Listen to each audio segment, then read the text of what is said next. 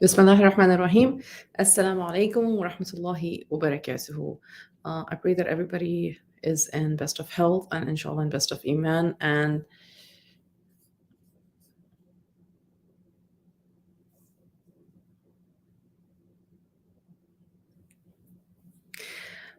we have been enjoying our summers, hopefully. And the summer is almost coming to an end for some people. For some people, schools are starting August, and for some by the end of August or in September. I would like to know if, inshallah ta'ala, my voice is clear and you can hear me. So today's topic, alhamdulillah, is thriving, how to have our children to thrive in their environments, how to have them succeed in their environments. And now one of the things that we as parents want is to see our children successful. That's the most important thing for us. That is something that we love to do, that we want to do, that we look forward to doing. And Walaikum assalam wa rahmatullahi wa barakatuhu. But what is the difference between striving for what you want to do and what is the difference between thriving? A striving person is a person who has a goal and they accomplish the goal. And then after that, they're lost for a while until unless they set another goal or until they have another milestone. So for example, I'm striving to go into a particular college, a teen might say. And then what after that? What during the college life? What after the college life? I'm striving to get a job. I'm striving to set up a business, right? However, a thriver is somebody who, in whatever situation in life, they have a healthy mindset. And that healthy mindset helps them have a mindset of gratitude, a mindset of balance, well balanced life, right? So let's start with our teens. Usually my topics are surrounding around teens, and there's this wonderful book called Thrivers. This, and I would highly recommend for parents to actually have this book with them. Get it from your library, get it from Amazon, however you'd like. Thrivers by Michelle Borba. And her other book before this one was Unselfie. And in this book, she discusses something very, very important. She discusses that we have produced or we have brought up children who know how to get fantastic grades, who know how to focus on their exams, who can give tests upon tests upon tests with good results. But we have failed to raise people who have empathy or who are kind to themselves, who are compassionate to themselves. And as you can see, if you look up the statistics, how mental health is um, seen in the specific age group from ages 8, actually from ages 8 up until 25, there is a huge epidemic of mental health issues, of depression, of anxiety. Sometimes they're prescribed as they're given a bipolar label. And what's happening with our children? Why are they in so much of distress? And so Michelle Borba, she talks about certain things in the book. She talks about how thrivers, or the people that thrive, they do not focus on who, they focus on who is this good for. They do not focus on what is this good for, what am I going to do next, what did it focuses on who is this serving, who is this beneficial for, who is going to be happy, the person themselves. And when I'm saying this, it sounds as if it is self-absorbent, but it is not actually. The who then circulates around the people around you, the community around you. And thrivers think we and they don't think me. Of course, we have a very competitive world. It's a cutthroat competitive world in schools and universities and colleges and classes, anywhere. Like who's on the top? Somebody comes to you, and she has quotes all over from teens, and the teens keep saying certain things, and they say, finding out who we are as a person would be one of the greatest ways to reduce burnout. Once you find yourself and your place in the world, you'll feel so much better about yourself and your life. This is a kid who is 16 years, 17 years old in Santa Clara, California. So, and this is an age old question. What is my purpose? Who am I actually? Am I a good person? Am I contributing to the community? How am I contributing to the community? So, one of the things is nurturing the heart. And Alhamdulillah, in our Islam, in our deen, Alhamdulillah, we are taught to contemplate, to think about the heart, to nurture the heart, to cleanse the heart, to have mercy, mawadda, rahma in our hearts. And Allah subhanahu wa ta'ala blesses our hearts with merciness and with softness. Well, one of the things to develop the who is to have self-confidence. And it leads to a greater well-being. It leads to more happiness. Self-confidence is built in by helping the children lead us when it comes to their skills. Most of the parents, most of us stop right there and we say, well, it's good that she's good in arts, or it's good that she's good in math, but she needs to score in the language too to get a particular result. And that is absolutely true. Yes, the children need to pass all the subjects in order to finish the grade or in order to get into the university or the college that we want. However, telling them that what they're doing is okay but they need to do more, or that what they're doing is not good enough in order to get where they need to go, is not building self-confidence. Self-confidence is, alhamdulillah, mashallah, tabarakallah, I see that you are gifted with this. Alhamdulillah, mashallah, tabarakallah, I see that you are wonderful in this subject. Alhamdulillah, mashallah, tabarakallah, I see your interest in this, right? So you're boosting their self-confidence.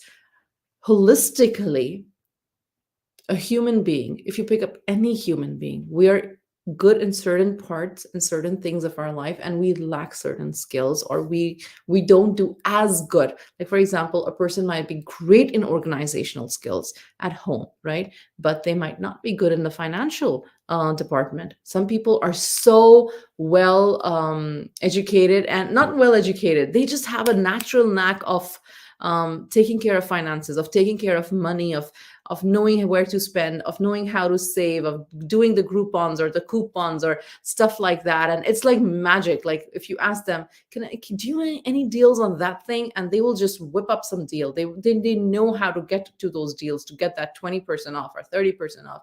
Look at their kitchen or find their bedrooms or their bathrooms, and they're filthy. Now, is that person intelligent or is that person filthy? How are you going to decide, right? How are you going to decide what kind of a person is that person? That person is a skilled person in a certain area of their life, and that skill is helping them thrive in that area of their life. Yes, they need to understand the other skills of their life as well, and they will learn and they will do whatever it's needed, basic need to continue living healthily in that part. So I hope that that makes sense, that how do you understand to boost self-confidence and not actually. And so one of the things to boost self-confidence in your thriving children, or to help children thrive, is to help them understand their core assets, right? And to help them understand their core assets, the acronym is talent. TALENT. And I'll say this: T is for tenacity. The child shows determination and perseverance to succeed in the task involved. For example, a child has an interest. A child has an interest in a certain subject. A child has an interest in a certain thing in life, right? For example, they might be more physically able, so they're more into sports, or they might be more artsy, or they might be more into experiments, or they might be more into adventures, or they might be more into nature. And now you got the core asset. You know that my child has this ability higher than the other abilities, or this interest in this place is higher than the others. So you got the core asset. Now, what are you supposed to do in order to help them thrive? You have the acronym talent. So in order to see if this is something that your child is interested in, or if this is something that pulls your child in and brings out the best of their God-given abilities, tenacity, talent, with the acronym talent, tenacity, the child shows determination and perseverance to succeed at the task. Attention, the child is easily absorbed in the task and focuses longer when compared to other strength areas of their core assets. Number 3, learning.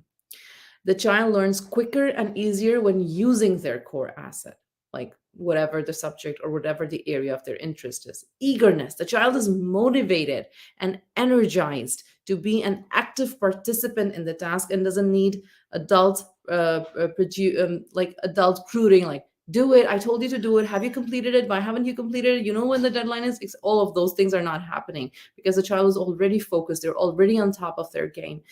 um, Need. The child is possessive about this thing, about this project, about this work that they're doing, about whatever that they're trying to build. It's my thing. They own it, right? They own it. And the asset is the confidence booster, relaxer, or fulfiller of a positive need. Don't. The child sounds excited, proud, or joyous when talking about the asset. They have something to share. They're proud about it. Their eyes are, wide open. And there is a core asset survey online, and you can find that if you just type in a core asset survey. You can actually find that and you can fill it to understand what is it that your child is more inclined towards. What is it that your child is more inclined towards?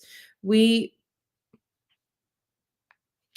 One of the good things how to boost self-confidence in thrivers is, one is like when you look at your child and say, I'm very proud of you, this is good, fantastic, you did well, etc., etc., etc., right? But the other thing is that they catch you talking to somebody else about how wonderfully they did, or they catch you talking to your spouse or the other sibling, like, you saw that experiment that they did, it's fantastic. Or I was having conversation with Sophia the other day, and wow, she has such great knowledge, it's awesome, I didn't know these things, I learned this from her or him. And the child that you're talking about is earshot away, they can hear you, but you're not talking to them, you're talking to somebody else. That also boosts a child's confidence, that also, because now they remember that, okay, my parent is actually talking good about me even when I am not present directly over there. And one of the things, an empathy that we need to create in our thrivers, is one of the things that the author says in this book is how to create deepest empathy in within our thrivers, within our thriving children, is that they are reassured that we love them unconditionally. And boosting their self confidence like this, and knowing their interests, and helping them um, explore their interests, to understand yourself and for them what makes them whole, complete, and what encourages them, what helps them flourish, right? All those things are also a part of creating love, or creating a connection between you and your child. Self confidence is always a superpower. A child that has self confidence is always going to excel, regardless they understand the subject or they find it hard or they feel anxiety before giving exam or they're not sure. But still, there is a level of trust for themselves, within themselves, and they can actually cope with whatever anxiety they might have to face for a short period of time without self doubt. Inshallah ta'ala, so far so good. The other thing that we need to teach our thrivers is how to have self control. Another teen, and she's Keela, she's 16 years old, she says, competition is fierce and we are always trying to keep up. Adults keep telling us we can do well in life if we get good grades, but they also tell us that we have to do all these activities, pick the right college, and then get into it. But nobody teaches us how to cope with that stress. Well, to this child, I will say, Beta, even we don't know how to deal with our stress. So how can we tell you how to deal with our stress? Which is sad, actually. Which is sad. Sometimes as adults, when we do not know how to deal with our stress, how we are raising our children is not teaching them how to deal with the stress.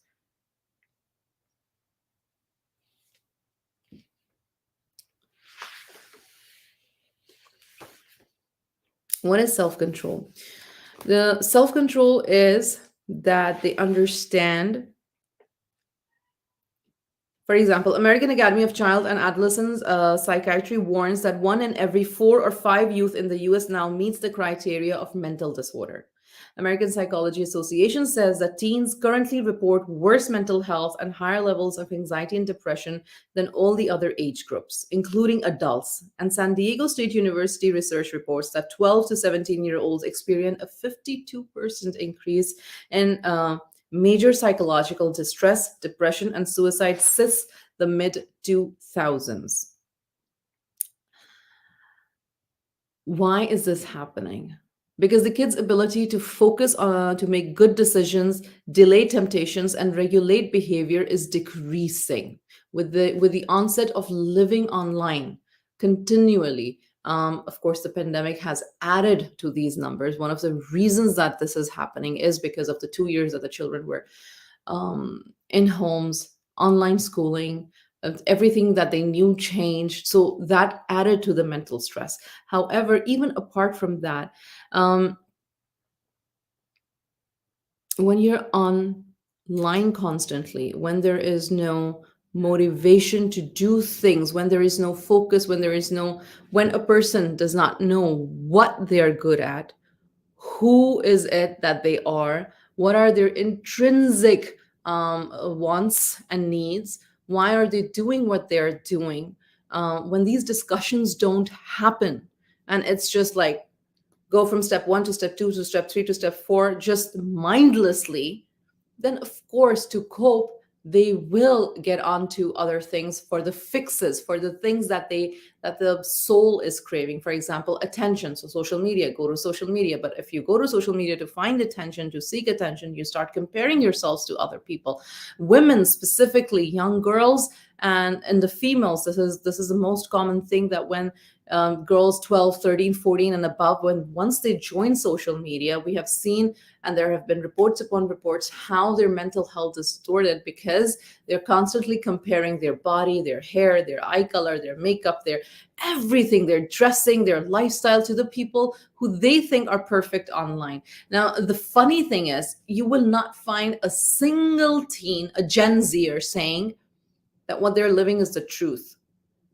But that's the truth, and they know it's fake, but they want to live that fake. They do want to live that fake because that looks beautiful, because that looks better. So, and so this addiction on for social media, so this addiction for gaming, because gaming is giving children challenge. I've heard hundreds of people, of parents, complaining about gaming. And then I've heard psychologists and people who deal with gaming addiction, and they say one of the reasons that the children are into gaming or are online 24/7, if maybe, is because these games are made in a way to fulfill a certain need, and that need is to find a challenge, that need is to find a goal, that need is to find themselves. Oh, this is where I'm not judged, this is where I don't have pressure, this is where I can spend hours and just be who I want to be. Is that good, is that bad? There's a balance to everything. However, when we lose it, when our kids lose self-control, it is then when they dive into depression, when they dive into insomnia, when they dive into other mental disorders, right? So how to teach the kids self-control? We strengthen the ability of our children to focus on things. We reduce the attention robbers, right? What is the attention robbers? They are food. Minimize their caffeinated drinks or their energy drinks on their sugar content. Now, when it comes to this, what has happened is, we all who are parents of teenagers know that, mashallah, they have their own autonomy. They want to try new things. They start making things by themselves. They want to start, and if they're looking at, if they're foodies, then they're looking at food videos and all of those, and they're trying stuff, right? However, this starts from being very young. If we instill healthy habits, it is easier to have control over the junk food that is being consumed. Overscheduled. Another thing that can help children learn to focus and to have self control is to not be overscheduled in everything. This activity is 5 p.m. and then this is 7 p.m. and then this is 9 p.m. and then you sleep by 12 or 12:30. Of course, no teen sleeps at 10. I mean, Give me a teen that sleeps at 10 and wakes up at Fajr by themselves. There are such people, and may Allah subhanahu wa ta'ala bless them and protect them. The majority of our kids don't do that. Computer and screens. I can go on and go on and on about limiting computer screens, but I think this is a conversation that we don't. It's sad to say that we don't have control over it, but it's a fact.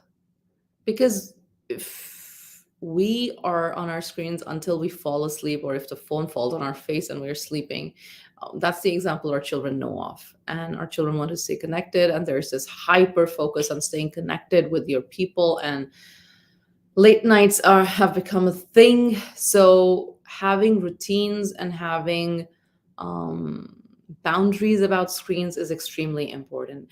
The success of this actually is directly proportional to the relationship, the kind of relationship you have with your teen. If you have a very aggressive relationship with your teen, where the parent and the child are constantly at each other's throats, then having these boundaries is really difficult. But where there is room for conversation, even though the teen will not like. Okay, so let's get one thing straight. I tell this to myself, and I tell this to my kids, and I tell this to everybody that I know who comes to me, who talks to me, who talks with me. I tell them this: listen, if you're going to be scared of the reaction that the teen is going to give because it feels a direct insult to our ego, then you cannot parent a teen. You cannot parent that age group. But if you make up your mind and understand that their brain is developing, their hormones are jumping up, and they are going through spikes of a boost of self confidence, and then low self esteem, and then high self esteem, and then this, and then so they're constantly like this. They're spiky, right? In their emotions and their thought process, they're spiky. How to deal with that? It's not like they're not functioning. They're functioning well. They're nice people. They're good looking people. They're kind people. Focus on the good things, so that when these moments of rift happen, we are able to bring ourselves to this understanding that I know that my kid is a good kid. They're just having a tough time right now. They're just in a tough spot. And even if that tough spot does not seem tough to us, believe it or not, it is tough for them. It is tough for them. If you want to understand it more clearly, it's exactly like I have a car and my car is being driven smoothly. They have a car and their gas or the petrol just runs out. They can't drive the car. They're stuck with a car that is not movable at that point, right? So what do? You help them move that car, or you just wait for them until they refuel their car, and then they're able to go. So this is one of the most important parts to remember when we are having conversations with our teens, or when we're afraid of our teens. We are afraid of our teens. I think we should all admit it. We are all scared of our kids. We're all scared of our kids, specifically when they're older, because the insult feels more. And that is something that we need to cope with. That is something that we need to cope with, and we need to know how to maneuver around it. Unrealistic expectation. So the focus is, F is for food. Have healthy food over them. O is for overscheduled, cutting down their activities, specifically if we have enrolled them into 10 other activities. C is for computer and screens, having boundaries around that. And U is for unrealistic expectations. Too high expectations create stress and reduce focus. Too low expectations, kids feel anyone could do it, so what's the point? And aim expectations slightly above your kid's performance level to strengthen focus and boost the success odds. And S is for sleep deprivation. Inconsistent sleep routines, including on weekends, as well as noise, heat, cold, light conditions, and electronics, can rob sleep. Stick to routines. Stick to routines. Time your child's current waiting ability on how long they can pause for an impulse gets best of them. For example, freeze. Tell yourself freeze. Don't move until you're back in control. Now, this is an acronym that we can teach our children, right? This is our acronym, freeze, FREEZE. So what the F stands for, um, F is for, no, there is no acronym here. The first one is freeze, like allowing yourself to stop and say, how long is it before I will hold this cup and put it next to my lips? I know this is not good for me, so I'm just going to wait. I'm just going to wait until I can calm down. Distraction. We'll play the game when you read these 3 pages. After, we will play. Definitely, we will. We will definitely go out after you finish this, right? Use the phrase, say, let's count, or let's do a tasbih, let's do a one round of astaghfirullah before we continue this conversation. Let's calm down, right? um, then put a timer on. Sometimes we just need a timer. For example, as a homeschooler, I know that when my children were younger, the timers helped a lot. We would do 120 minutes of homeschooling, and for that 120 minutes the timer would go on, and the children would know, they would have their schedule, and they would go tuck tuck tuck tuck tuck with their schedule, and at the end of that timer they're done. And that was the timer was a very good visual representation of, this is how long you need to be here, and after that you're free to do whatever you need to do. So inshallah ta'ala. um how to help children focus on something, or how to help children to thrive on having self-control. Why am I actually focusing on self-control a lot? Because I think this is one of the things that we as adults struggle with, having self-control, and then we're unable to teach, because we tell our children, you should know this. We tell our children, you should know this. I told you this. Oh, why did you not remember? These are the statements that we throw at them, whereas they're not helpful. These are shaming statements. They have no empathy in them, they have no trust in them, and this tells our teen that, you know what, you're useless, you're pathetic. I told you you couldn't do it. That means you're dumb. And you will hear your children say, before you say this, you are actually even not thinking about this, and but your child will come up and say, oh yeah, I know I'm dumb, I'm stupid. I know I'm dumb, I'm stupid. This is one of at least around my house, when I know that one of my kids' self-esteem is like boom down, these are the statements that they're usually saying. This is something that is commonly occurring. And so how to start with that? How to start with teaching ourselves and teaching our children to have self control. Notice your thoughts. Pause on a walk or throughout the day. Gently ask your child, notice your thoughts, or what your body feels like, what your ears hear, or what is happening right now. What is happening right now? This is one of the Islamic traditions, actually, to be mindful of what is happening right now. It's extremely important to be mindful of, but we're not. We just graze throughout the day, right? That is number one. Pay attention to a sound. Um, Now, this is to maintain the focus. Like, you ring a bell. This is one of the exercises where you ring a bell and you see how long can you focus on that sound. For younger kids, place a small beanbag or stuffed animal on their tummy. Give the animal a ride by breathing up and breathing down slowly. Focus your attention to the body going up and down as you breathe in and out. And so what they're seeing visually is how, when they breathe, how the thing rises, and when they come down, how the thing comes down, like when they breathe out. So that is basically helping them bring their focus, bring their attention to that breathing. um, Use mental diversions. Temptations can rob the children from causing focusing. Temptations can rob the children focusing abilities and decrease attention spans. Walter Mischel, a famous marshmallow experiment, found that when he taught kids easy mental tricks, their focus and self-control improved substantially. The trick is not to think about how delicious the marshmallow is, but learn a distraction diverter. For example, identify the attention temptation. Ask your child, what will be the hardest part? What is the toughest thing to control? What would tempt you most? Temptations should be playing Fortnite instead of doing homework, eating cake instead of dinner, or shooting baskets instead of doing my chores. Right? That's what the teen would say. Now change the focus. So Michael found that the more abstractly kids thought about the marshmallow, the longer they could delay. Teach one of these tips. Focus on the least appealing part of the distractor. Don't think about the taste, but focus on the shape or the color. Put a frame around the distraction in your head like a real picture, right?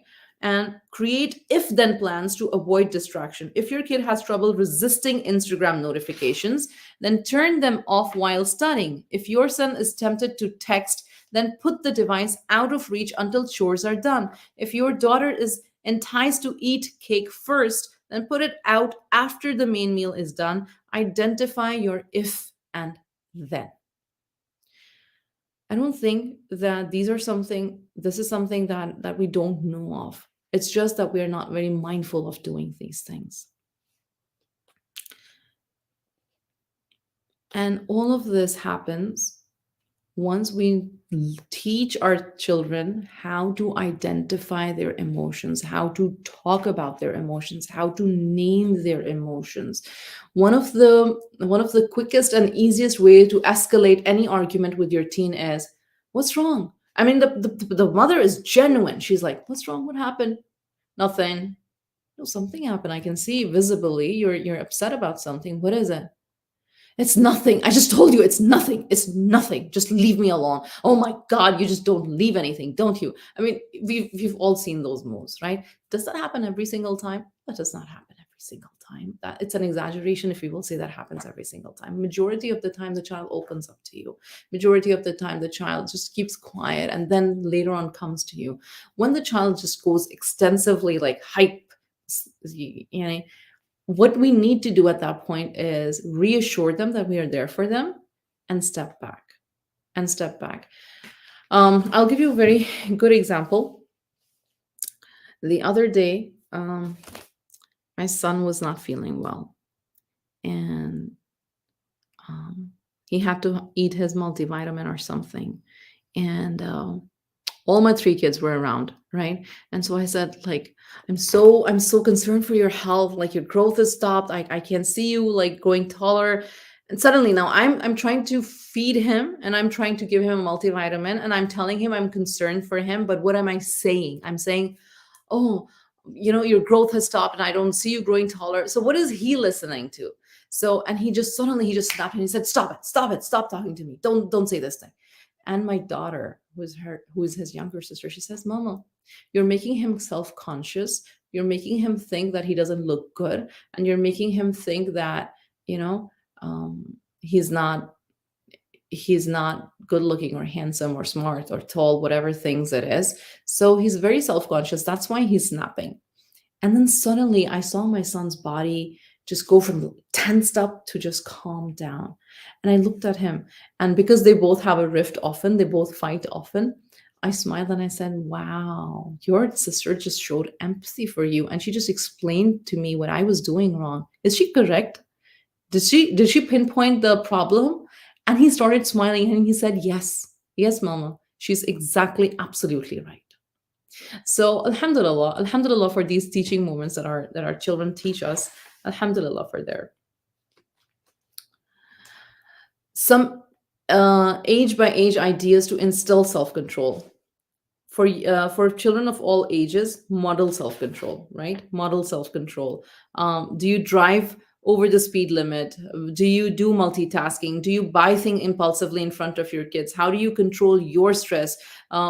So we are living textbooks for our kids. They see us and they copy us. So model self-control for them. This is for every age group, right? For every age group, create a self-control model. And Iowa dad was so concerned about their poor self-control of his son's classmates that he spent a day researching mottos about character strength with the kids. Favorites were written on an index card taped around their house and then repeated daily. It finally sunk in that self-control was expected in our house, he told me, the author. And a few of those sayings were, think, then act. Nothing valuable comes from weak self-control. Control yourself or someone else will control you. If you lose self-control, everything will fall, etc., etc. Another thing to do is talk about self-control. Talk about controlling the urges, about diverting your focus on A'udhu billahi minash shaitanir rajim, making wudu, praying nawafil, doing tasbih, or doing something, gardening, maybe planting, painting, something or the other that will help you distract from going into a cycle of whatever is not good for you. You ask questions. What is self control? Why is it important? Why do some people have more self control than others? Have you seen someone lose self control? What did it look like? What makes people lose it? What can people do to regain self control? What makes you lose self control? What helps you to stay in control? Give a signal. Some kids have hard time changing focus between activities, right? And that's why teachers use attention signal like clapping prompts or ringing the bell or verbal clues. Pencil down, eyes up, develop a signal, practice together, and then expect attention. I need your attention in 1 minute. Eyes on me, please. Ready to listen? This is for younger children. And stress pause. Without putting brakes on impulses, kids can make dangerous, irreversible choices. Slowing down gives the kids time to think. Teaching a pause prompt your child can use in the real digital world to remind them to stop. For example, if you're mad, we can breathe in, breathe out. If you're angry and you want to hit your sibling, first stop, pause, breathe in, breathe out. You can keep crying. Nobody is going to tell you to stop crying. You want to cry, cry your heart out. That's okay. But pause before hitting your sibling. Never push or send on a text and an email when angry. It is helpful or hurtful. If hurtful, don't do it. Think, is it helpful or is it hurtful? Think, is it coming from your ego or is it a sincere thing that you want to do? Calm down, write down whatever it is that you're feeling. Writing is one of the best things that we can do. Nobody's going to check your grammar, nobody's going to check your spelling, nobody's even going to read it, but write everything down, then tear it and throw it away or burn it, right? And don't say anything that you wouldn't want said about. Don't say anything that you wouldn't want to be said about, right? So, Alhamdulillah, this was just a few things. Creating empathy. I did not talk much on that because we've already, like, we all know how to create, how important empathy is, how important mercy is in a relationship, how important it is to feel someone's pain, and then if we need to act upon it and help other people. We talked extensively about self control. We talked about boosting self confidence in children. We talked about nurturing what the core asset of a child is. That's extremely, extremely important. One of the things that you can do in order for to help, this is the last part, is to support the curiosity, or is to instill the curiosity factor. Children are always curious. Children are way more curious than us adults. But if you find your child curious, don't shut them down. In order to make them thriving in their life, you need to, the curiosity should be like this: CURIOUS, right? So C is child driven. The activity piques the child's interest and passion. Unmanaged, the child, not the adult, is planning, structuring, or directing and learning. I remember this in my early homeschool years. It was like, if it's hand painting, or if it's something that requires, children would come to me and say, let's do this, and I would like, oh my god, the kitchen is going to become a mess, and this is going to become a mess, and who's going to clean the mess? And I would see my daughter's face from being lit up to like, ugh, oh my god, fine, we're not doing this, right? Or okay, just let it be. And children are very polite, actually. Children are polite. They say, Acha mama, don't worry, it's okay, we won't do it. Acha mama. And sometimes children are persistent. They're like, I'll clean it, promise, I'll clean it, just let me do it, right? So if so between fine, forget about it, to I'll do it, but promise, I swear I'll do it, you support the I'll do it attitude. And remember this: our children are 7, 8, 9, 10, 11, 12, 13, 14, 15, 16, 17, 18, 19, 20, once in their life. Once I get that year to live with them, once I get a year to experience certain things with them, it seems as if they're with us forever, and that's what we want, but they're not. Those moments are not forever. Those moments are either spent well or they're just given away. Every single moment we can't be excited about because we're human and life is happening around us and within us, and there are many other stressors for us as adults, as parents, as responsible parents. But if we remember this one fact, that the moment that's going to pass is never going to come back again. And so May Allah subhanahu wa ta'ala allow us good health, mentally and physically and spiritually, to live those moments beautifully with our children. They're never going to be 17 again. They're never going to be 18 again. They're never going to be 4 again. They're never going to be 7 again. So live that year with them as if it's the one shot, one chance to live with them, right? So the activity should be, for the curious acronym, it should be child driven, it should be unmanaged, it should be risky. The task is a little uncertain and a bit out of child's comfort zone because you're teaching them a skill. You want them to have a skill, right? Intrinsic, it is what they want to do. Sometimes, okay, so I'll tell you the difference between my children. There's this one kid of mine, before starting anything, no, I don't want to do it, no, I don't want to go there, no, it's fuzul, no, it's faltu, no, it's like, no, no, no. And once they get into it, they're like so happy. Mama, see this, mama, see that, oh my god, this is so good, this is so good. Oh, I'm so happy, right? That is one kid. And the other kid is, let's do it, just let's do it, let's just do it now, let's just do it now, this is going to be so amazing, this is going to be so amazing, isn't this so amazing, right? And they're excited from the start to the end. So you might have children with different characteristics. Do not, one of the things that we parents do is we know our children, and even though we might meet with certain resistance, we know that later on they will like it. Like, you, with trial and error, we do figure it out. If you're not that pushy kind of a parent that just pushes your child for everything, when you are teaching them to thrive, and when you are nurturing them, their curiosity, sometimes you might find resistance. You might find resistance in them being curious about certain thing, but you know that, down the lane they're going to enjoy it. So keep it up. Push them a little. Intrinsic, the activity is driven by the child from the inside out. Open-minded, the end is unknown and there's more than one answer or possibility. Unusual, the task is novel with the chance to explore and experience the unknown. And solitude, there is time to contemplate, daydream, and gather thoughts and rejuvenate about it. So that is how the curious would go. Inshallah ta'ala. Jazakallahu khair. I hope that these were some good pointers and that Allah subhanahu wa ta'ala will bless us in raising thriving children, inshallah ta'ala. Okay, so one of the things that I wanted to also add here is this. I hope that you all are receiving our newsletter, our emails, inshallah ta'ala. And Sister Sarah writes wonderful emails. Actually, I love to read her content, and I love to read when she's talking about how the summer vacation is going. So I'm going to paste something here. I hope it goes up. Okay, so it's in parts, right? And there are some certain links. There are certain links to where you can take your children if you're still enjoying your summer vacations, where you can have some good family memories made, inshallah ta'ala. Jazakallahu khair. Once again, the book that I have right now with me and that I'm learning from is Thrivers by Michelle Borba, right? And it's an excellent book. I highly recommend it for the people who like books, or if you can or read books or listen to books.